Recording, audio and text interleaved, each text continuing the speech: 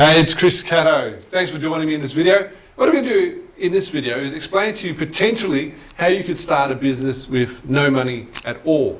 Now, sometimes people say, look, Chris, I'd love to get into the business game. However, I've got no money, so I can't start at all.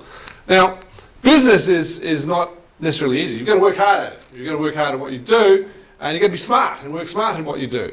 But there are three areas that you can focus on to start your business, potentially, with no money. Now, the three areas, potentially, which are opportunities for you, is that you can either create a sense of anticipation, you can actually use your imagination to create a business with no money, or you can coordinate something. So let me give you an example of, or let me talk you through the three potential areas where you can potentially create a business with no money. Now, the first one is to actually create a business where you need payment in advance. Now, you might say, well, how do I create a business where I need payment in advance? Well, you need to have a product. You create a product first, and then you offer it with a sense of scarcity. So in that, there is, you're either educated or there's some scarcity in what you do. So, for example, a great story about how somebody created a business with no money is John Anderson. Now, John Anderson created Kentucky Holidays back in the 60s with no money. He just wanted to go around Europe and finish his European holiday, and he became imaginative about how he wanted to do that. So what he did was he sold seats on a bus before he actually had the bus or had the money to actually fund that trip. You can read his book, Two Seats Left, which gives him more detail about how he went about doing that. However, what he basically did was he started a business with no money. And what he did was he got deposits for scarcity. The other thing that you could do is you could educate people. You could potentially educate people on a product or on a service.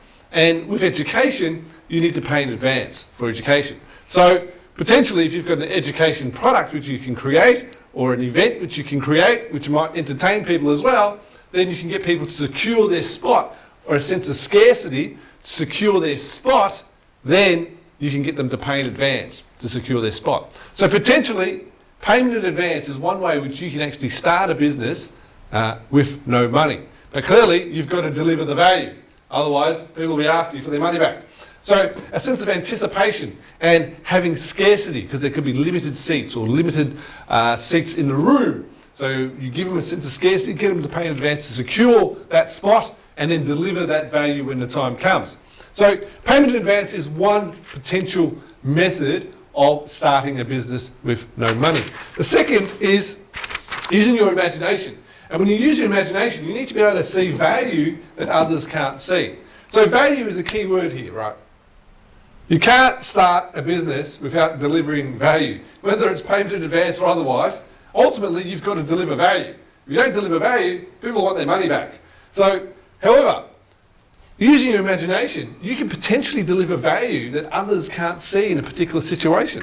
So what do I mean by that? So, for example, you might take an opportunity and you could collect other people's, what other people see as waste.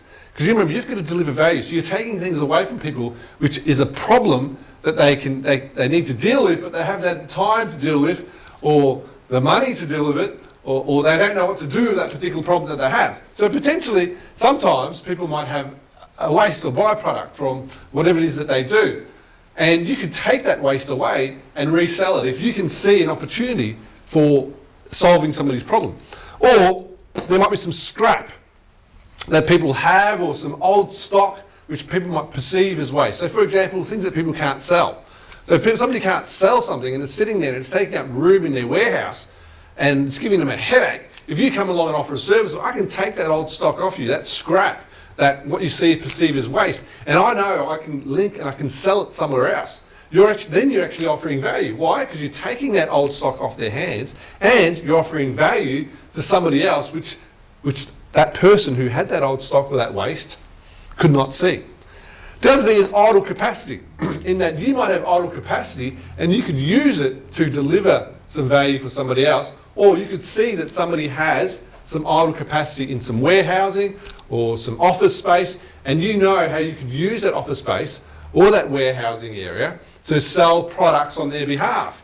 Now, if you can do that, they can say, look, we're not even using that office space or that warehousing space. If you're going to sell our products on our behalf and take a margin, potentially you can create a business on the side which sells that, or you're using their space or using their idle capacity, which they otherwise would not have been able to use or generate income from. So, but you need to use your imagination here. You need to be able to use your imagination and see the value that others can't actually see. So potentially, for example, collecting and recycling paper waste, or using a warehouse, unused property or warehouse, which other people, which they might have products which they're not selling in or for in that warehouse, and you're going to use it to sell something else. Or you're taking away what people might perceive as redundant inventory or redundant stock which they can't sell, and you've been able to find a market to sell that product for them. So you're creating value by adding value which was otherwise not there. Okay, the last area is in coordination. And this is where you create future value, where you sell the idea that you can actually create some value for people in the future. And what you do is you get people to invest in what you've got to do, or what you're going to do. And the only way you're going to achieve that is that if you can show and communicate that you have the experience, you can give people the confidence and trust and pedigree that you're going to coordinate this outcome and this future value. So what that future value might be, you could be offering you could be creating a new product, you could be creating a new business. But what you're trying to get people to do is invest in your idea, position a product to take to the marketplace, and then you're looking for investors. That's fundamentally what you're doing there. So that clearly requires a sense of coordination, but you need to be able to build the trust and to be able to show that you can actually deliver that value, you can create that value. So this is a bit more difficult in that you're literally taking a prospectus to the marketplace. That's fundamentally what you're doing.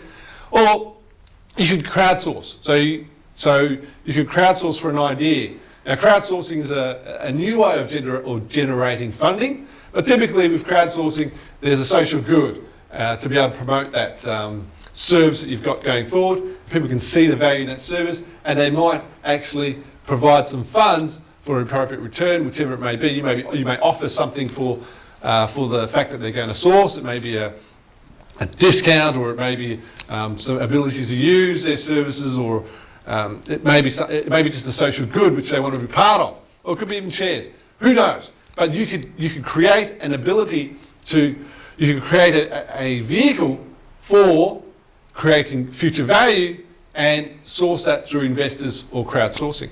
So here you are. If you want to start a business with no money, you can either get some payments in advance and use anticipation with a product which you can sell on somebody else's behalf, or a product that you already have which might have a sense of scarcity. Payments in advance and use anticipation. You can use your imagination and see value where others can't see. So whether that's utilising capacity, or selling old stock, or passing on waste, or creating some value out of what other people might see as waste. So you create value where others can't see with some imagination. Or you can sell some future value, which is finding investors to trust and have experience in your confidence in your ability to coordinate some value creation outcomes. So there it is. That's how you can potentially start a business with no money. So I hope you enjoyed that. I hope you can actually take that and put that into use one day. And remember, business is not easy. Business is all about fundamentally creating value. So if you can create value, which is at a better level, at a higher level than your competitors, and you can create the appropriate volumes and profit from that value, then you're ahead. So ultimately, good luck in creating that value for somebody else, but there's always a way to start a business with no money. Bye for now.